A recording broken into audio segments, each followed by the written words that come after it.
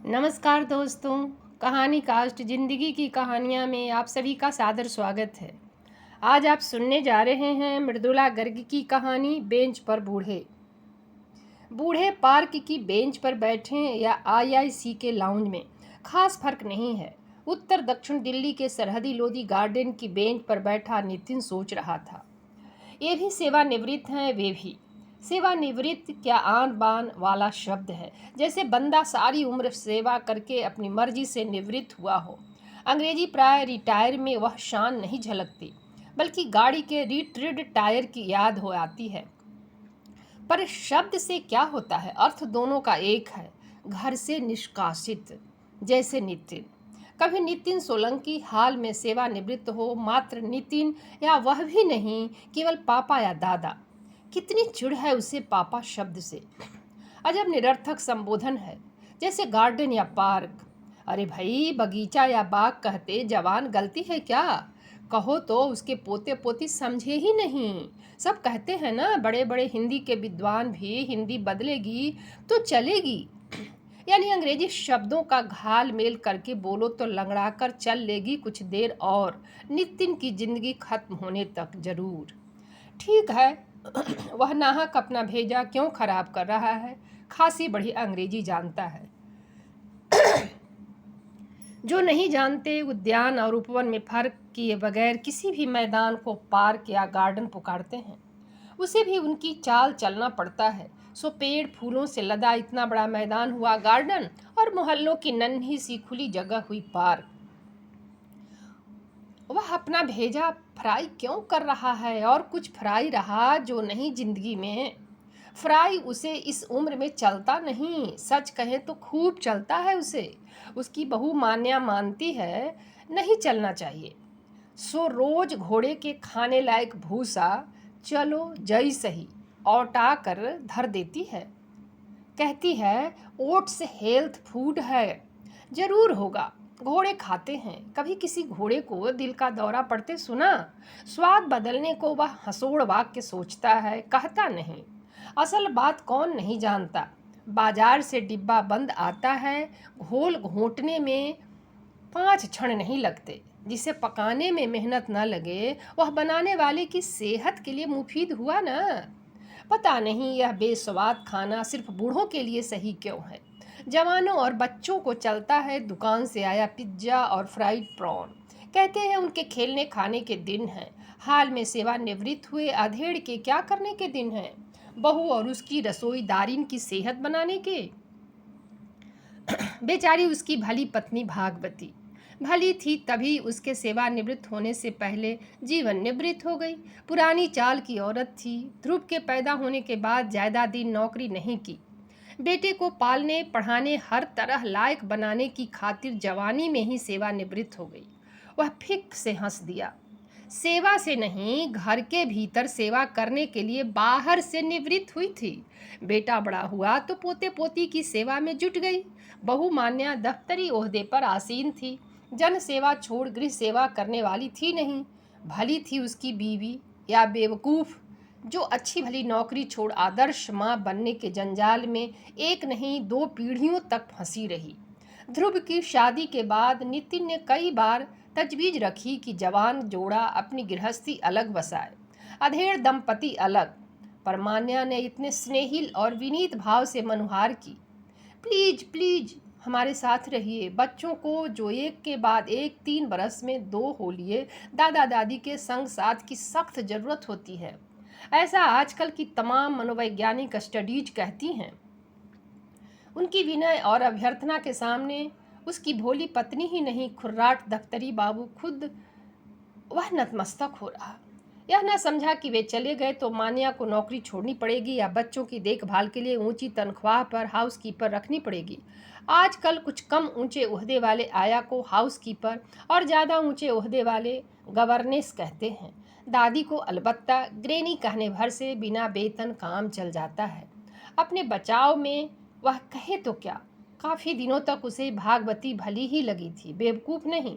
जब रोज नाश्ते में भरमा पराठा या मूंग दाल का चीला गर्मा गर्म बनाकर खिलाती।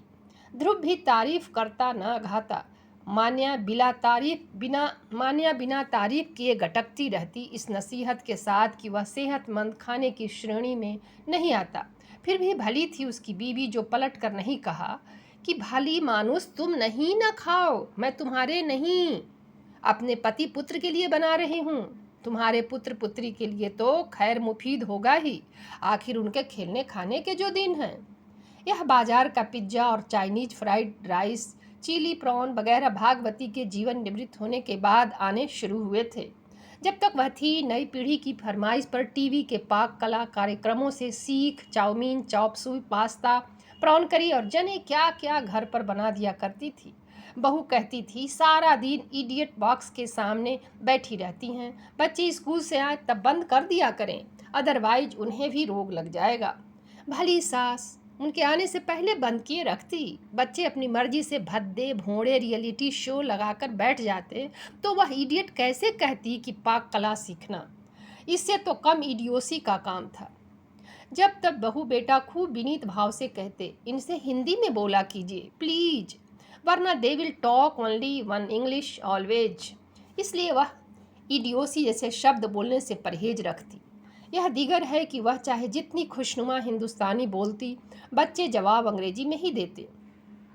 उनके माँ बाप भी उनसे फकत अंग्रेजी में बात करते, जैसे वे इंग्लिस्तान ना अमेरिका की पैदाइश हों।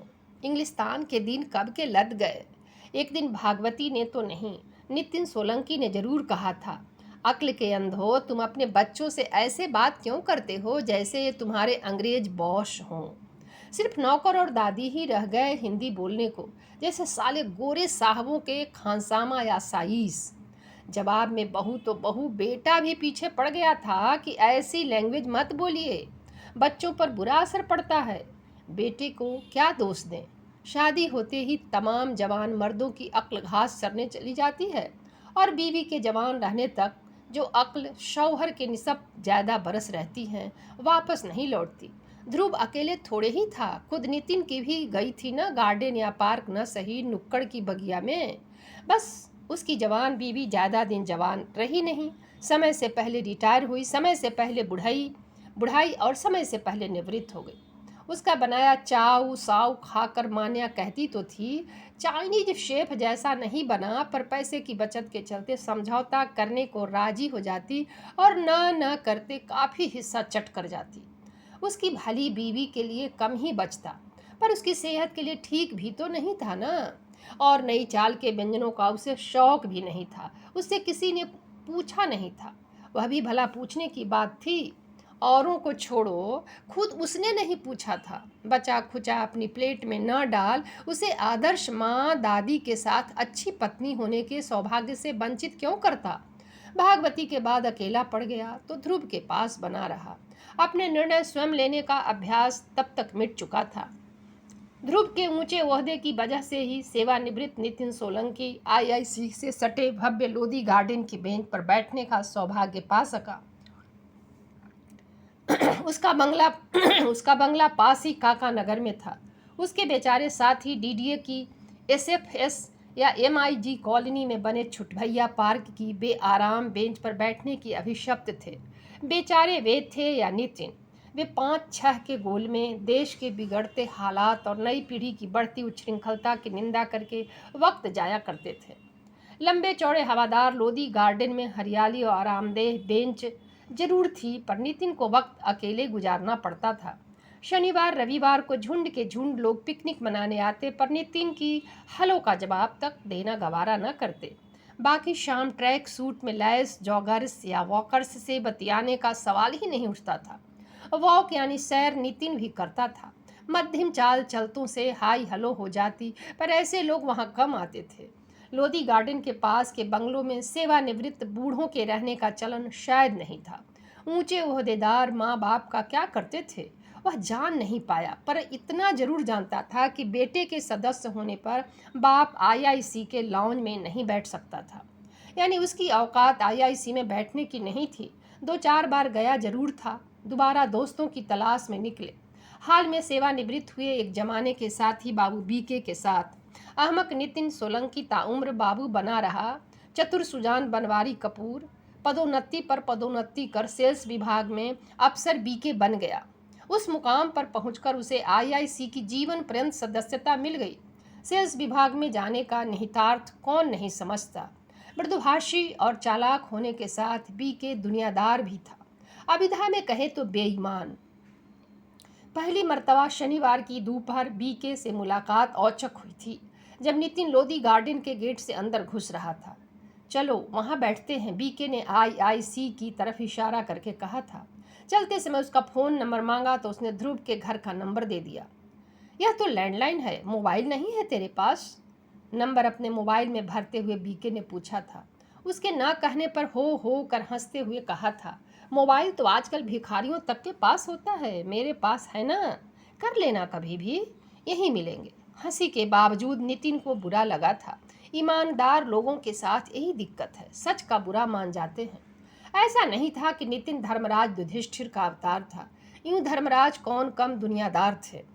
क्या ठाठदार झूठ बोला था कुरुक्षेत्र में, न सच न झूठ, एकदम बीके की सेल्स स्पीच की तरह दुनियादार। सच यह था कि नितिन को ढंग से झूठ बोलना आता न था। कोशिश करता तो बनता काम बिगड़ जाता, बिगड़ा बिगड़ा रहता ही। उससे बेहतर झूठ तो भोली भागवती बोल लेती थी, जो कटहल की तरी को चिकन तरी बतलाकर परोस देती और किसी उल्लू के पट्टे को जरा शक न होता। बजट में बचे पैसों से पकौड़े, टिकिया, दम आलू, कचौड़ी जैसे गैर सेहतमंद देसी व्यंजन बना डालती, जिन्हें दूर दूर करते सब चट कर जाते। भागवती के लिए जरा मरा ही बच पाता। क्या विडंबना थी कि सभी तरह के देसी विदेशी गैर सेहतमंद खाने से जबरन परहेज कर हेल्थ फूड खाकर भागवती सबसे पहले परलोक सिधारी। नितिन समेत तमाम उल्लू के चरखे गलत खाकर भी अच्छे भले हैं। बुरी बात उसने अपने को दुत्कारा। गाली देकर बात नहीं करनी चाहिए, देनी नहीं सिर्फ खानी चाहिए। हा हा हा। तुरंत बीके की आवाज़ आई। वह नहीं था। आईआईसी का जीवन पर्यंत सदस्य हरामजादा लाउंज छोड़ उद्यान की बेंच पर क्यों बैठता? आवाज़ उसके भीतर से आई थी। आजकल जब तब बीके भीतर घुसकर बोला करता है। अकेलेपन से निजात पाने का अच्छा तरीका है। पहली मुलाकात के बाद कुछ दिन तक नितिन बुरा माने इंतजार करता रहा कि बीके फ़ोन करेगा। नहीं किया तो जब मन परिवार ध्रुव छुट्टी मनाने दिल्ली से बाहर था, एक कटखनी अकेली शाम उसी ने बीके का नंबर मिलाया। आ जा, कल 11 बजे मैं बाहर दरवाजे पर मिल जाऊंगा, उसने कहा। 11 नहीं, शाम 5 बजे, नितिन ने कहा। अगले दिन ध्रुव को लौटना था। दिन में काम वालियाँ आती जाती रहती हैं, शाम को बच्चे के लौटने पर ही आ पाऊँगा। बीके ने मान गया था। नितिन ने थोड़ा झूठ बोला था। काम वाली रहती पूरा वक्त घर पर ही थी, पर दोपहर को आराम करती थी। आमतौर पर वह मान्या ध्रुव के घर लौटने पर 6-7 बजे बाहर निकलता था। लोधी गार्डन 8 बजे तक खुला रहता था, पर चाहता तो 5 बजे निकल सकता था। लाइफ मेंबर होने के बहुत फ़ायदे हैं, बीके ने उसे समझाया था। खुराफात में पड़ने पर सालाना सदस्य की सदस्यता आसानी से ख़त्म की जा सकती है। लाइफ मेंबर की करो तो सवाल उठना लाजमी है कि लाइफ मेंबर बनाया क्या सोच कर था। इसीलिए आईआईसी ज़्यादातर बूढ़ों को ज़िंदगी भर के लिए सदस्य बनाता है। खुराफात में पड़ने का डर लगभग ख़त्म हो चुका होता है, ज़्यादा जिंदा रहने का भी। और इसीलिए नितिन ने हाजिर जवाबी में पहली बार बीके को मात देकर कहा था, वे आराम से खुराफात करते रह सकते हैं और जीते भी ज़्यादा हैं। भागवती के गुजरने के बाद वह समझ गया था कि गैर खुराफाती जन सेहतमंद खाना खाकर भी कम जीते हैं। सोचा जाए तो भागवती थी भाग्यवान। जल्दी सिधारी तो उसकी तरह पार्क की में बैठ या घूम कर अकेली शामें गुजारने की नौबत ना आई। सोचा जाए और करने को था क्या नितिन के पास? सोचने के सिवा बेंच पर बूढ़े ज़्यादा दिखते थे। बूढ़िए निस्तबन कम। तर्कसम्मत था। चूँकि हिंदुस्तानी मर्द औरत की तरह घर के काम में हाथ नहीं बटा पाता, इसलिए बुढ़ापे में उसका मूल्य और कम हो जाता है। घर का काम एकमात्र काम है जिससे बंदा कभी रिटायर नहीं होता। अजब शय है हिंदुस्तानी मर्द। सारी उम्र औरत के भरोसे राज करके इतना निकम्मा हो जाता है कि बुढ़ापे में भरमा पराठा या मूंग दाल का चीला दूर, रोटी दाल पुलाव पकाकर भी घर के लिए ज़रूरी नहीं बना रह सकता। हद से हद पोते पोती की उंगली पकड़ या बच्चा गाड़ी ठेल घुमाने ले जा सकता है या फल तरकारी की खरीदारी कर सकता है। नितिन के पोते पोती उतने छोटे नहीं थे कि घुमाने ले जाए जा सके। घर पर रहते भी उनसे बातें कम होती थीं। अब वे टीवी छोड़ कंप्यूटर पर यूट्यूब में उत्तेजक फिल्में देखते हैं। माँ बाप चुगत इतने ऊंचे ओहदों पर पहुंच लिए कि बच्चे क्या कर रहे हैं देखने का वक्त ही नहीं है। पर्दे के पीछे खड़े रहकर एक बार उसने एक फिल्म के कुछ दृश्य देखे थे। पल भर को सोचा, ब्लू फिल्म इसी को कहते हैं क्या? पर इतना गबदू नहीं था। जल्द समझ गया कि उसके ज़माने में इस खुराफात को सनसनीखेज भले मान भी लिया जाता। वाकई ब्लू फिल्म वह नहीं थी, फिर भी वयस्क जरूर थी, कुछ ज़्यादा ही वयस्क। स्कूली बच्चों के माकूल बिल्कुल नहीं। पर उसने कुछ कहा नहीं था। जानता था बच्चे दुनियादारी में उससे 21 थे। धर्मराज और बीके को मात दे इस सफाई से आधा झूठ बोलते थे कि माँ बाप शेख ही बघारते फिरते थे कि हमारे बच्चे वेब पर खोज खोज कर ऊंची तालीम के गुर सीख रहे हैं। देखना, बोर्ड में 98-99% नंबर लाएंगे। नहीं, वह नितिन के शब्द हैं। वे 98-99% कहते थे। रुतबेदार ठहरे। दिन में वह कभी कभार टीवी पर फिल्म या खबरें देख लेता, पर उसकी अनेक कमियों में से एक यह थी कि उसे टीवी भाता नहीं था। खबरें अखबार में पढ़ना पसंद करता और फिल्म साथ बैठकर देखना। सो बुद्धू बक्से के आगे बमुश्किल आधा घंटा गुजार पाता। किताबें खूब पढ़ता, पहले वक्त नहीं मिला था, पर जने क्यों चुगद उतने से खुश नहीं रह पाता। वैसे उतना चुगद भी नहीं था। मान्या ने कहा था कि बुढ़ापे में सेहत के लंबी सैर जरूरी है। वह तत्काल इशारा समझ संग साथ की चाह भीतर घोटे बेटे बहू को एकांत देने की खातिर शामें पार्क में टहलते या बेंच पर बैठे गुजारने लगा था। शनिवार रविवार को दिन का काफ़ी वक्त भी लोधी गार्डन में हरियाली के चलते गर्मी सर्दी कम महसूस होती थी।